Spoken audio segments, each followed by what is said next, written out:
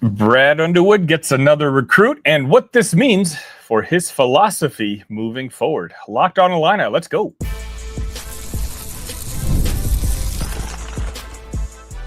You are Locked on Illini, your daily podcast on the Illinois Fighting Illini. Part of the Locked On Podcast Network, your team every day.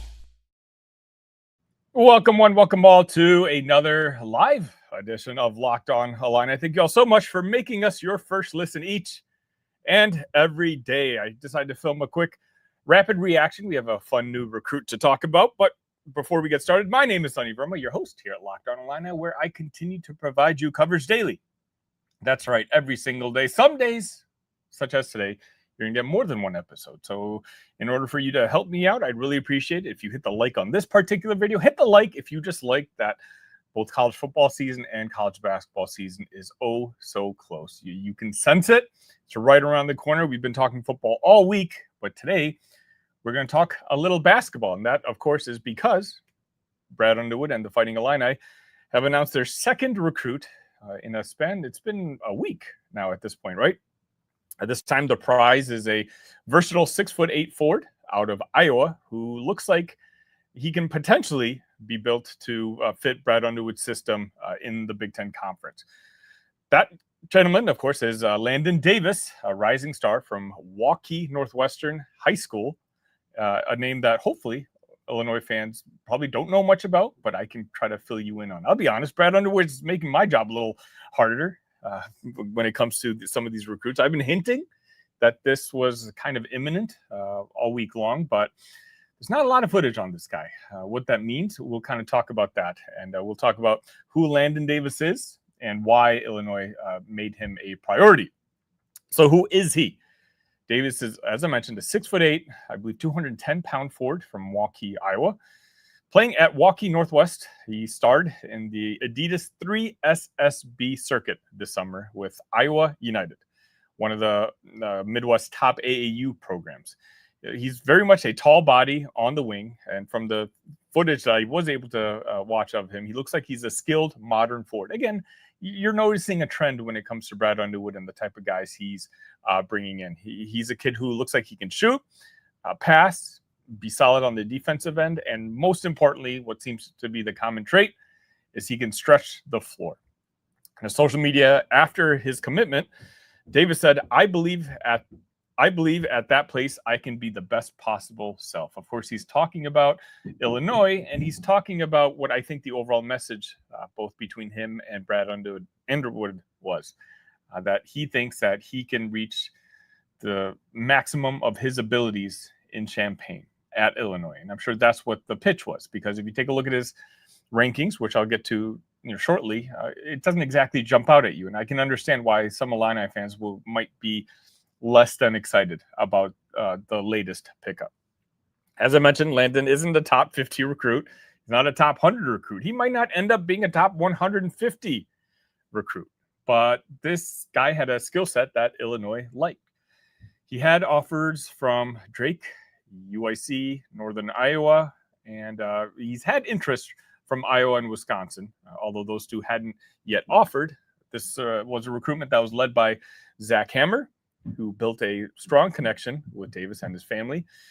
From what we've heard, Hammer was relentless, and that early trust in Davis really paid off. David said himself, after a great conversation with Coach Hammer, he was the one who offered him that scholarship, which was the first high major to offer. Again, whether that makes you excited or upset, was that because he's not high major worthy, or was that because Illinois is out in front early on this recruitment? That we're going to find out sooner rather than later. Let's talk about his game a little bit. On the aforementioned 3SSB circuit, I'll be honest, I hadn't heard of that, so I'm trying not to jumble that. Davis averaged 8.6 points, 3.5 rebounds, 2.9 assists, 1 block, while shooting 61.7% from the field and 40% from three. Again, the numbers don't jump out at you, but what does jump out at you is the all-around game and the efficiency, in particular for a forward. It's not just numbers. Again, if you watch some of that tape, the eye test does back that up. Landon Davis's strength clearly seems to be shooting. And of course, if you're an Illini fan, if you're following Brad Underwood's recruiting, you'll understand that that's not by accident. He looks like he's a legit stretch four, a deadly catch and shoot guy from the corner, and a quick release. I think he can punish defenses that sag off. And recruiting analyst Jarrett Guerrera described him as a capable stretch forward with a quick release, creating a complex shot that defenders cannot get a hand on. By the way, if you are watching this live, let me know in the comment section that everything is going through fine. Again, I've been having issues with my internet ever since I came back to Chicago. Strength number 2 for Davis, which again, growing trend, playmaking, in particular at the forward position. At 6'8", Davis can handle in transition, make skip passes, and operate from the high post. He's what scouts called a connector, a guy who helps the offense flow. Strength number 3, at least according to the scouting reports I'm reading. Again, I'm not exactly fully versed in Landon Davis quite yet, okay? But it looks like defense. He's got a long wingspan, decent footwork, active hands. He's good at switching on screens. He can contest shots, and he can guard multiple positions. Again, you're talking about the flexibility aspect. Well, he can play 3 through 5. And as I mentioned before, he has blocked, he averaged a block per game against pretty high-level AAU talent this past summer. In short, I guess what I'm trying to say is Davis fits essentially exactly the type of archetype that Brad Underwood has been building at Illinois as of late. Tough, versatile, and a high basketball IQ. So let's look ahead to the 2026 and where he fits there. Thank you, Drew, for checking in and telling me everything is good. Appreciate that. As I mentioned, let's look over to 2026. Obviously, Illinois will, at that point, have graduated Ben Humrickhouse, and I'm going to get to this in the second segment as well. We'll see what happens with Ty Rodgers. Andrei Stojakovic could be headed to the NBA. That does leave an opening for a guy like Landon Davis to step in and make an impact, especially at the 3 or 4 spot. But let me be honest with you, I don't think that's going to happen. I would be surprised. I think Landon is the type of player who you might want to start fitting in 2027, 2028. I think he's very raw for the Big Ten. I hope I'm wrong. Don't get me wrong. We'll see if he blows up. Look, a couple days ago when Ethan Brown committed to the Illini, I said that, hey, I think he can maybe play spot minutes in his first year, but I think he has the ceiling to be a potential starter on the Illini basketball team. Landon Davis, not quite starter ceiling, I think. I think he's going to sit on the bench. He may be a redshirt candidate, just let's put it that way, his first year. And then maybe by year 2, play spot minutes.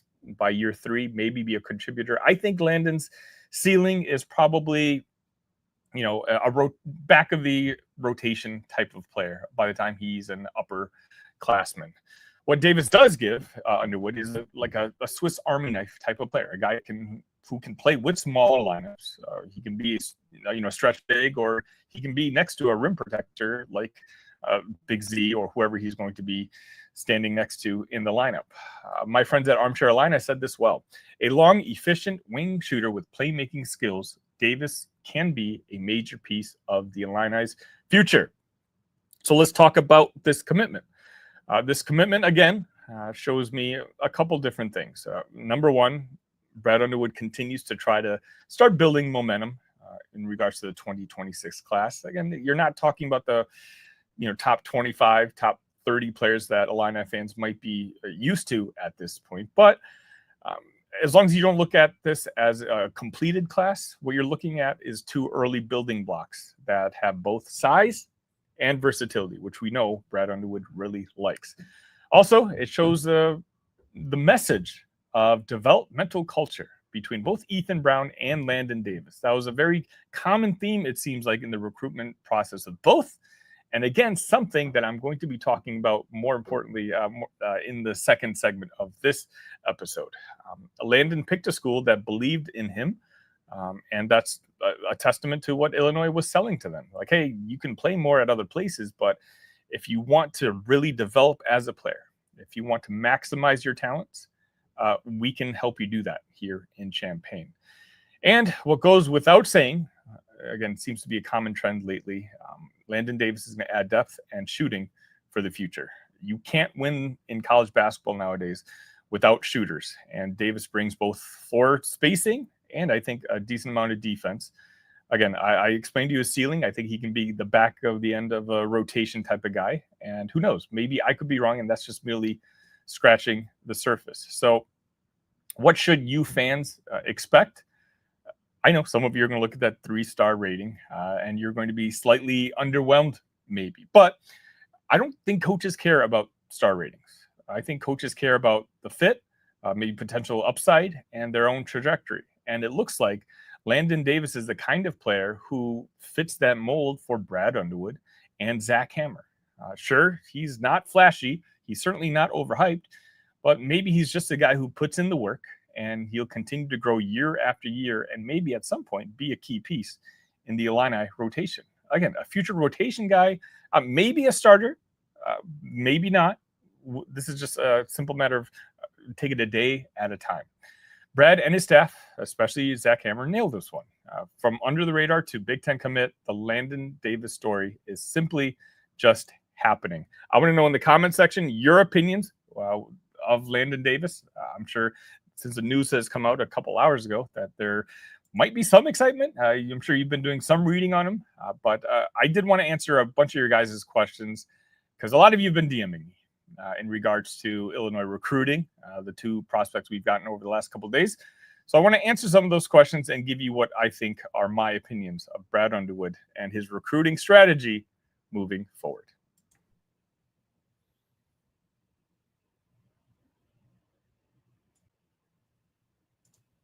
Summer sports are in full swing, and whether you're all about baseball under the lights, golf on the greens, or high-stakes soccer action, FanDuel is the best way to make every game even more exciting.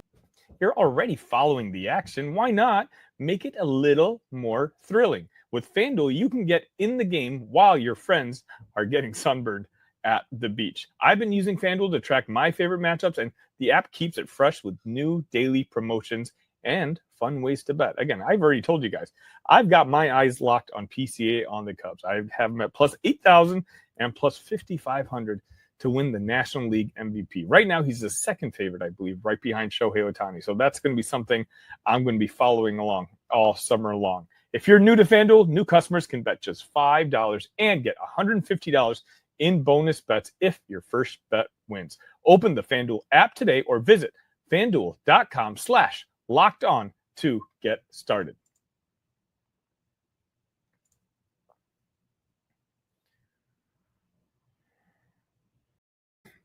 And welcome back. Next up, I want to discuss and I'm going to be very clear about this. Obviously, there seems to be a pivot when it comes to the strategy of Brad Underwood and his coaching staff in regards to the type of prep recruiting that they've been focusing on so far in the 2026 class. Keep in mind, this comes off the back of arguably the greatest freshman class that Illinois has ever had. When you talk about Kasperis Yakishonis, Will Riley, and Morez Johnson all being in the same class, this clearly is a step down. And so there's I joked around about this in the Discord. I got a bunch of DMs saying, hey, what's going on? Is Illinois broke? Is this a simple matter of them not stepping up financially? And I don't think that's the case at all. I'm going to give you guys my theory, and I'm being very clear that this is my theory, looking at this big picture-wise, listening to what Brad Underwood says, studying his actions and the moves of what this coaching staff seems to be looking for. So keep in mind now that there's 15 roster spots on every basketball team, up from 13, which is what it was previously. And now, obviously, we have the $20.5 million that's going to be given to every school, in particular in the Big Ten Conference. And so there's pieces of pies that you have to kind of think of it in that sort of way, right? Last year, with the aforementioned greatest recruiting class we've ever had, with as much talent that this team has ever had, especially in 18 and 19-year-olds, that team finished 5th in the Big Ten Conference. It was an up and down season. It almost became a running joke about how high the ceiling was for that Illini team. But ultimately, it came with a second-round loss to the Kentucky Wildcats in the NCAA tournament.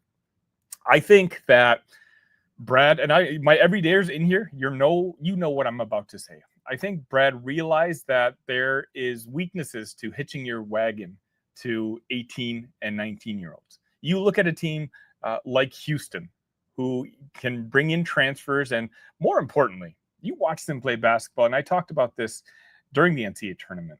They look like men out there playing basketball with a bunch of kids. Look, if you're Duke and you can bring in top 5 guys, sure, those guys can transcend some of the mental mistakes that freshmen tend to make. But that's also going to take up a significant portion of your budget. I think, and these are, again, I'm being very clear, these are my opinions. In a college basketball team, you need 8, maybe 9 good basketball players. And when your roster's at 15, that means that you have 5 or 6 guys who have to kind of understand that what their role is, that, they may be there to develop, get ready for when your name is called, be there for culture purposes, and just be a good teammate. Let's take a look at this team next year. Next year, we know we're going to be losing Ben Hummerkaus, who's a graduate, playing his graduate season this year. We know you're going to be losing Kylan Boswell. So right off the bat, you know that Brad Underwood's going to have to find his next future point guard. I don't know who that is. Could it be Mihailo Petrovic? Maybe. But right now, of course, there's that little cloud with him. All right, we don't know when he's going to officially be able to play. And quite honestly, we don't know how many years the NCAA is going to grant him. Hopefully, it's going to be 2 years. But what if it's just 1 year? And he's only here for 1 year? Then you're replacing both Petrovic and Kylan Boswell in your backcourt. That's going to be pretty expensive. Andrej Stojakovic is entering his junior year. And if he has the year that, in this offensive system that he's capable of having, well, you might just have to replace Andrej Stojakovic on next year's roster as well. That's going to cost you a pretty penny. We're all hoping that this is Thomas Lovavicic's last season.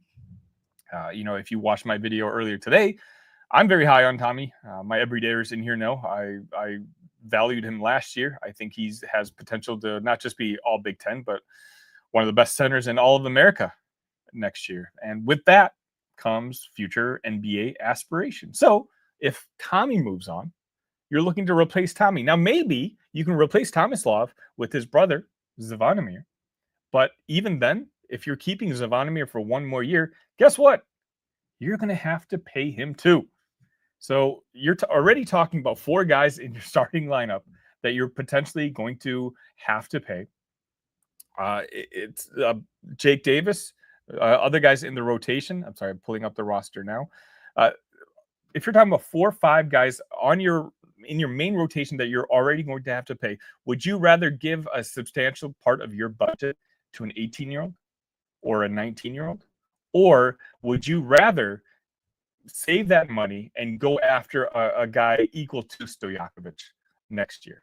A guy who's proven that he can play at the college basketball level. Maybe for whatever reason, he's playing on a poor team. He wants to play in the Big Ten Conference under the lights and compete for a Big Ten championship. Well, Illinois can offer those sort of opportunities. And I think that is kind of where Brad Underwood and this coaching staff is going to be moving forward. I think at this point, they've seen, what it means to cultivate a relationship. I apologize if I'm having internet issues right now. They see what it's like. You can have a great relationship with your freshmen and with your high school players, and they can still leave, as Morez Johnson did after just 1 season. And, that's just going to happen. Right now, I think Brad understands that college basketball, more than any time before, has become a year-to-year season. Okay, you don't talk about recruiting freshmen and what they're going to look like on your roster 3 years from now, because even a guy that you had committed for 3 years in high school, who you played substantially his freshman year, he ended up leaving for more money at a different university.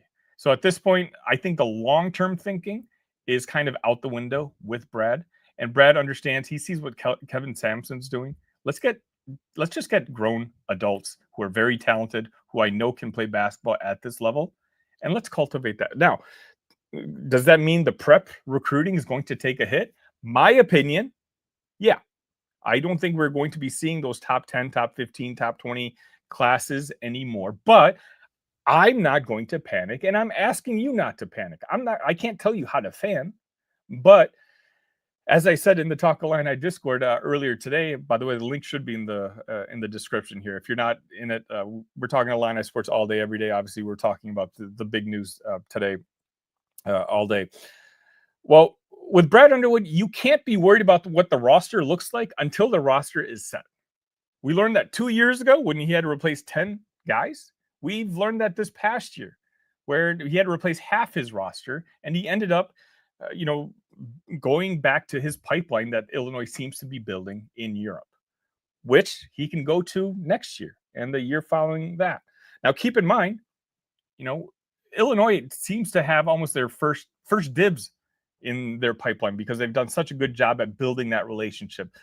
Hat tip to Jeff Alexander, who's done such a good job building that relationship with players out in Europe. But guess what? Those players are going to cost money. So it's one thing where I'm trying to say this as simply as possible. Money is not an issue at the University of Illinois, and it's certainly not an issue with Illini men's basketball and the alumni. The alumni in particular, they will fund basketball as much as they're willing to. Like if every team in the Big Ten Conference crowdfunded to the max, I think only maybe Michigan and Indiana could outspend Illinois. So spending is not the issue. I think right now the concern is Brad Underwood is trying to figure out how to win a national championship, how to get to the Final Four. And if you're talking about, again, this isn't West Lafayette, right? This isn't Matt Painter where he's got a certain strategy. But let's be honest, that's unique to Matt Painter nowadays. There's not a lot of teams able to do what Matt Painter does at Purdue. So I think Brad now is simply doing what he does best. And I say this all the time on the show. It's one of the reasons I'm such a big fan of his. He's adapting. He doesn't hitch his wagon to one thing. He can look into the future. Look, when it came to the transfer portal years ago, Brad was the one who utilized that before the other coaches in the conference. Now, internationally, he's utilizing that before the other teams in the conference. One thing I'll always applaud Brad for, he certainly has his faults, and I will admit his faults, but the detractors need to admit that he's not shy to change things around if things need to be changing. And so I think right now on the fly, he's evaluating last year and what, when you have two top 15 freshmen on your basketball team, two guys who went the top 21 picks in the NBA draft. Well, with that comes the ups and downs of having those freshmen. And I think right now, Brad's making, at least for 2026, right? 2025, 2026. Who knows? This year, at this point, next year, I could be talking about something completely different. Like, oh, it looks like Brad shifted his strategy again. But I think right now, Brad sees that on next year's roster, he's going to have to replace Tommy, Colin Boswell, Andrei Stojakovic. He's going to have to give raises to guys like Zavonimir, maybe David Mirkovich, all that. He's taking that into account. And so when you only have a certain amount of money, I think Brad's essentially decided that he wants to pay that to more established players to keep Illinois in the running for Big Ten Conference titles every single year instead of gambling on the younger prep players. Again, we've shown you, even Will Riley was a top 15 recruit. Rarely is a top 15 guy good enough to lead a college basketball team to a championship. This isn't Cooper Flagg. This isn't, and we even saw what Dylan Harper and Ace Bailey did at Rutgers. Those two of the top 4 picks, and they couldn't get out of the basement. I think Brad is developing a culture here, and I certainly think Ethan Brown and Landon Davis are going to kind of fit into that new culture of, hey, we'll have guys, at the back of the bench who we want to see. Look, they've got the skill traits. They've got the archetype of the type of player we want when we think we can succeed at Illinois. We'll see if we can develop them. If not, if, recruit X is not developing to a level that they thought that he can, guess what? They can part ways. If Illinois and Morez Johnson can part ways, the 14th guy on the bench can part ways. And there's no love lost in any sort of. This is just, it's free agency. That's simply what it is. Now, college basketball, college football, everything is simply free agency. And so with Ethan Brown and Landon Davis, a lot of you are, wondering, hey, is this what you hired Brad Underwood for? Is this what you hired Orlando Antigua for? Like, what happened to where's Costanza and the other top 10 guys? I'm just going to say, I'm going to preach patience. And let's wait and see what this could mean. Because right now, you might be underwhelmed by Landon and Ethan. But my argument is you're being underwhelmed by the guy who might be the 11th guy on the roster and the 15th guy on the roster in 2026. Do you really want to waste so much energy being underwhelmed with that? Or do you want to just wait and see what this roster ultimately looks like?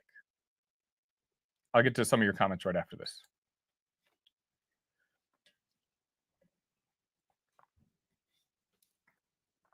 If you guys don't mind, I would love for you guys to hit that like button on this particular video. I think we have 14 likes and we have 45 people watching, guys. The math is simply not mathing right now. We're getting so close to football season. I think we're 22 days away or something like that. Wow, right around the corner. So I'll be doing these live episodes a lot more often. I took a little break over the summer, at least from doing the live episodes. But as long as we continue to have good participation, we'll keep doing this moving forward. Again, I mentioned the Discord. Make sure you join us on that. That's popping a lot more now, especially as the season gets closer. Let's get to some of your thoughts. Drew says, Landon is another guy who has solid positional size, can dribble, shoot, and pass. Very clear that has been a priority with Lee, Wagler, Brown, and now Davis. None are highly rated, but very skilled. Exactly. So, Drew, I think you bring up a great point. Wagler, I think, is going to have a bigger role now on the basketball team because of Ty Rodgers being out. But Brad, in particular, when the guys he's targeting when it comes to the prep route, is recruiting for a certain skill set. They have length. They have positional size. They can be playmakers. And I think right now, Brad's kind of at the point where if he can get between those 4 or 5 guys that you listed, 4 guys you listed, if 1 or 2 of them he can hit on down the road and have them be solid pieces of the rotation, if not starters on the team moving forward, I think that's a success. Because why? Those guys, they didn't cost very much money. They're not going to take a big portion of your budget. So if, let's just say it's Brown and Wagler who end up being solid rotational pieces. Brown, again, in my opinion, he can be a starting point guard in 2 or 3 seasons. You surround that with guys you're finding in the transfer portal, guys you're bringing in from Europe. I think what Brad's strategy is to basically have an annually competitive team. So, the skill set. That's why I brought it up in the first segment. And I was reading off my notes. Like, you notice it. It's size. It's shooting. It's passing. That's what these guys are looking. Look, do I wish they'd recruit a little more athleticism on the roster? Certainly. But again, this is only 2 guys from the 2026 roster recruiting cycle. We don't know who else. Well, we do know who else they're going after. We don't know what this recruiting cycle is going to ultimately look like. So for me, it's just a little early for me to judge this one way or the other. Jay asks, why this signing? Just a roster fill? Well, Jay, I hope I answered your question. I wouldn't say it's a roster filler. I think it's one of those, hey, we have 15 roster spots now.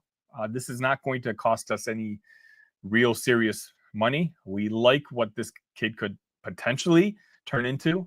Let's see if in a year or 2 he does. With working out with the team, with working out with Fletch, if he can develop that skill set that he seems to have and, have it at a Big Ten level, well, then those are great signing. But if after a year they evaluate and things aren't working out, well, again, it's no big deal because even guys that you have long-standing relationships, sometimes it just simply doesn't work out. That's going to wrap it up for this edition of Locked On Illini. Thank you all so much for making us your first listen today. For your second listen, please check out the portal. The Portal Show. Brian Smith has the latest rumors, portal entries, and signings. Be the most informed fan on the rapid changes to the college football landscape. Find the Portal on YouTube or wherever you listen to podcasts. Look, the season's right around the corner. Please do me a favor. Send this to your favorite Illini fan that may not already be subscribed to this channel. I'm at 3,300 odd subs. Let's say 3,500 before the football season starts. Let's do that collectively. I love the community we have growing, and we're going to have a good time. Football season right around the corner. Until next time, ILL. Love you guys.